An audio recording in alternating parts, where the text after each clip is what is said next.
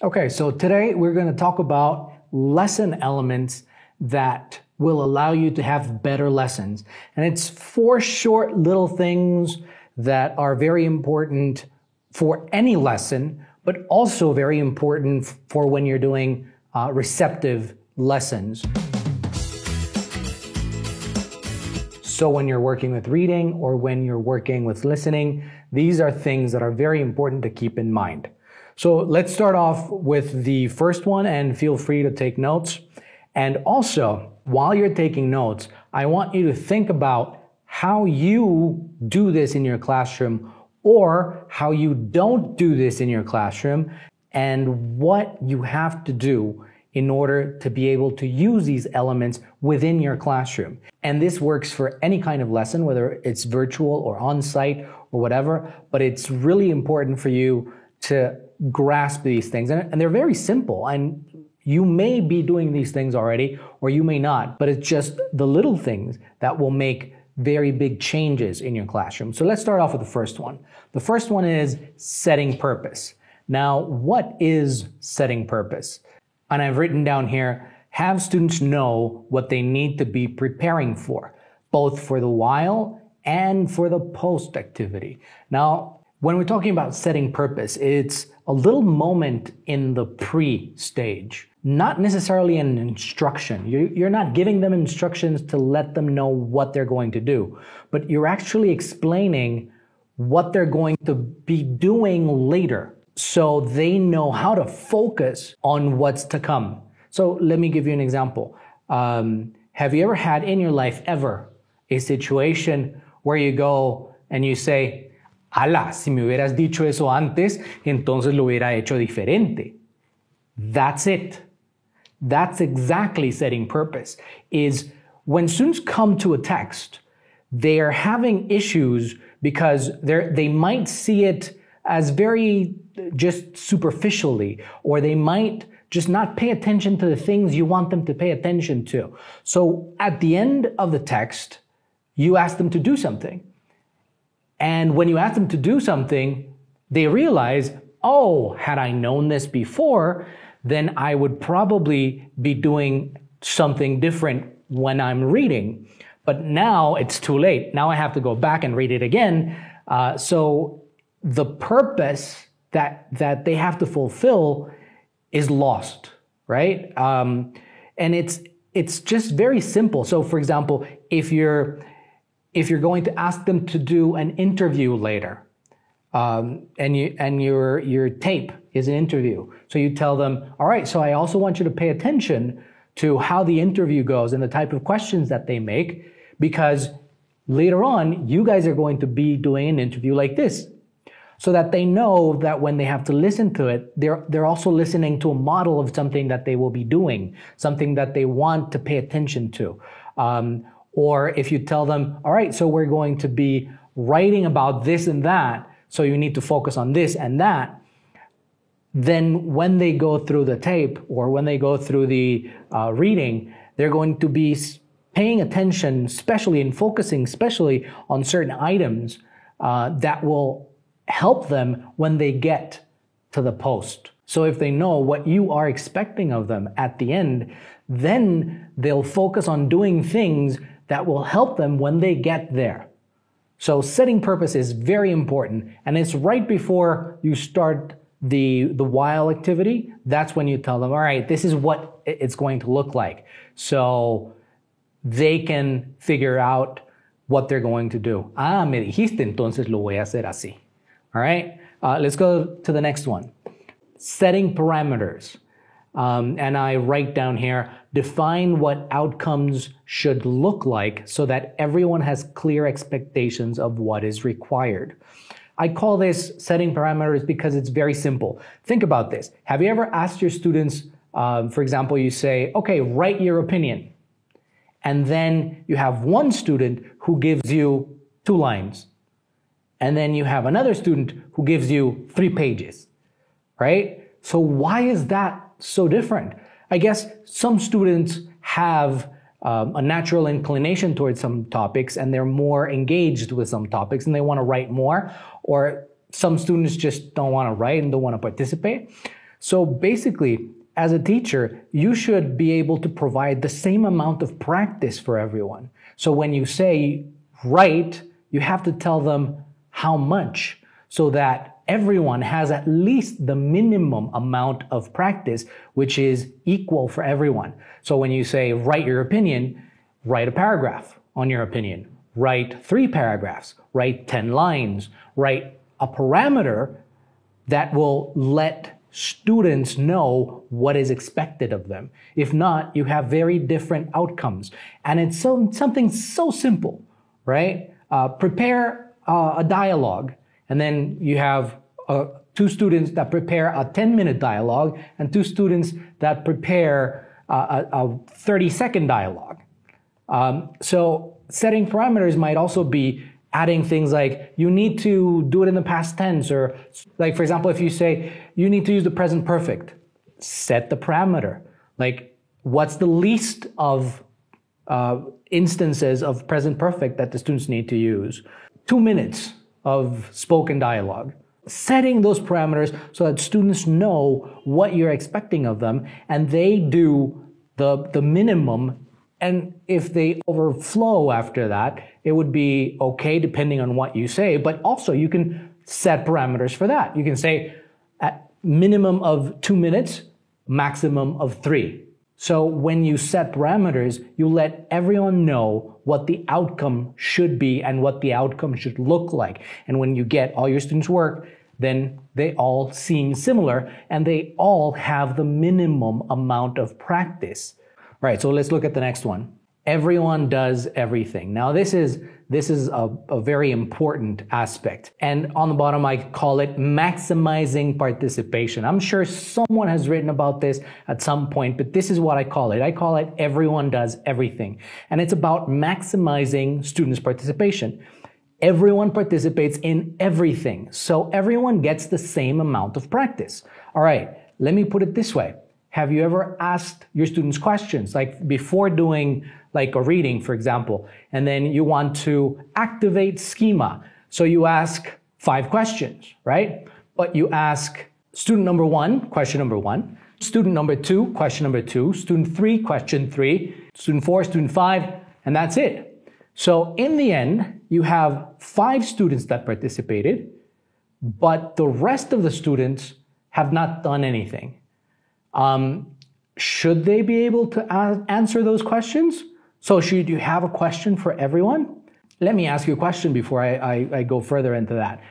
My question is, are your questions important? And if you believe that your questions are important, why isn't every student answering them? Right? So what do? You prepare questions for everyone? No. A good example of this would be you throw out the question and everyone writes it down. Everyone has answered your question, right? Another good example is you throw out the question and you give them 2 minutes to get together in pairs and to discuss, right? And then you asked 2 or 3 people, but everyone has answered the question.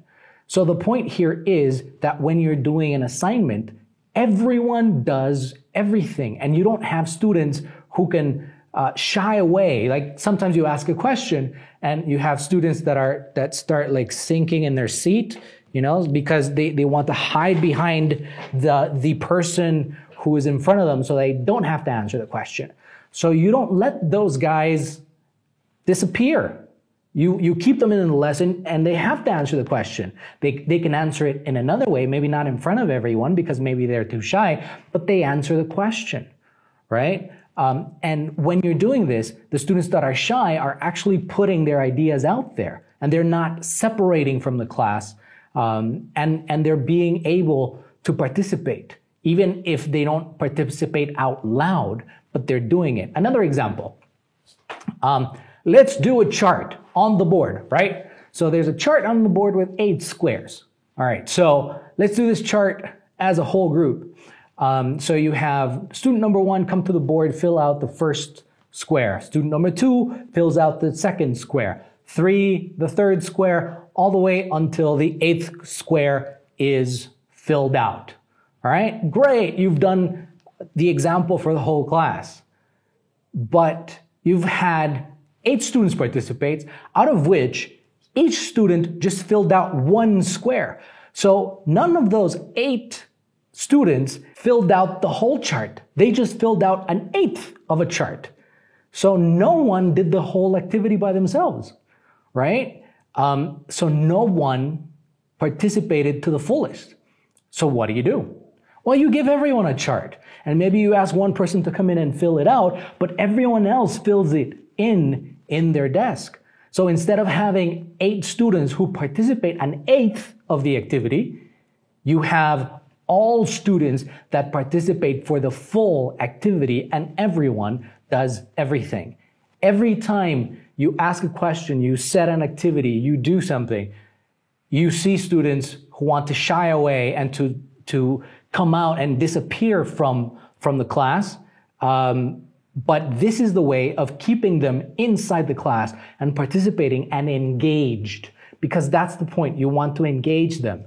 And then you might say, oh, but I get them in groups, and when they're in groups, they participate, right? So they have to fill in the blanks. So I've seen this. Students get together in groups, and then one reads the question, blah, blah, blah, blah, blah, and then one gives the answer, and everyone else copies the answer. That's really not working, because everyone is not doing everything. Everyone's just copying the answer, but they're not doing the work. So group work doesn't necessarily mean everyone does everything. Everyone does everything would probably be everyone works by themselves and they get together and checks answers, right? What do you have? What do you have? Because everyone's done it instead of just copying what they need to do, all right? So that's everyone does everything, maximizing participation and getting everyone engaged, because that's what we want, engagement in our lesson. All right, so let's go for the last one, planned interaction. This seems very, very simple, right? It's just allow students to contribute to their classmates' practice and the construction of each other's understanding. We have many moments for students to interact, but when we're talking about interacting, it's not about students interacting with the teacher, it's about students interacting with each other. We are language teachers, right? How do you learn English? You learn English by practicing English. So if our students don't practice English, then how do they learn it? And I've seen this through the years in many classes in different schools, that students learn that they need English to talk to the teacher, right? Because the only English that occurs in the classroom is when the student asks a question or when the student addresses a teacher, because the teacher never sets activities where students need to talk to each other so they can practice their English with each other. So basically, students learn that you don't need English to talk to your classmates, you just need English for the teacher. And why are students not using English in the classroom? We need to help them out and to give them more opportunities. And if you as a teacher interact individually with each one of them, then your lessons would be extremely long. And the point is that you give students the chance to interact with each other. And if everyone does everything, planned interaction works really well within that, because they're discussing and they're using language and they're trying. And someone's going to say, what happens if one of my students doesn't really want to participate, right? If one of my students or reverts back to Spanish. Well, I would say that's sort of okay, as long as you're giving them the opportunity to try it out in English. What I do with my students from intermediate English is I ask them to please try their best to working in English. And I usually tell them, look guys, I'm sure you can do this in Spanish, but because this is an English class, let's please try to do this in English, okay? And so far, students who are first-year students and adults who are very shy about their English, they always end up speaking English in my class. And I'm not talking about you guys, because you guys are obviously English teachers, but I'm talking about the students who are not studying to be English teachers, but they're studying ingeniería, robotica, and all these things where they need to pass the English. But when I give them a purpose, when they realize that English is not just for the book or English is not just for the teacher, then they start using it. And the more they use, the better they get. So these are the 4 things that I believe that will make any lesson much, much better, right? So it's setting purpose, setting parameters, everyone does everything, and planned interaction. If you're sure that when you plan a lesson, you have those things within your lesson, I'm sure that your lesson will be great. Now, what you guys need to do is think about how you do these things. Like, for example, everyone does everything. Do I only ask one person, or do I ask everyone to participate and to do something about it? Obviously, there's going to be moments, like, for example, in our class, if you think about it, I send you, like right now, I send you into breakout rooms, and then you guys come back. And in that moment, there are specific questions, and there might be a moment where the teacher has a little bit more time to speak, right?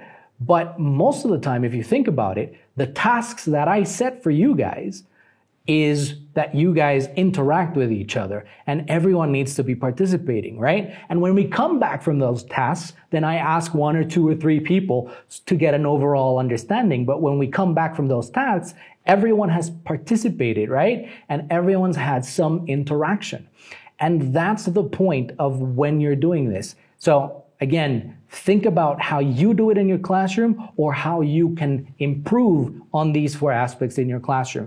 And I hope that these 4 elements will help you greatly.